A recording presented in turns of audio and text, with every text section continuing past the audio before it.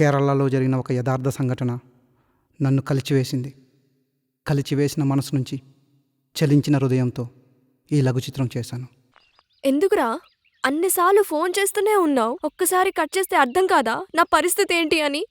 నా చుట్టాలందరూ ఉన్నారు. వాళ్ళందరి ముందు ఫోన్ లిఫ్ట్ చేయలేకనే కదా. నేను నీకు మెసేజ్ కూడా చేశాను, నువ్వు చూసావా అది? అదంతా వదిలే. ఏంటి నీకు మ్యారేజ్ ఫిక్స్ అయిందా?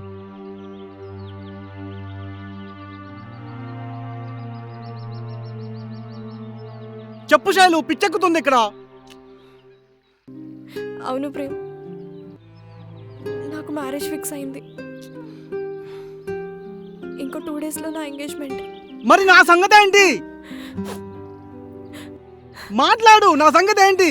ప్రేమ్ ఆవేశపడకురా, నేను చెప్పేది విను ప్రేమ్.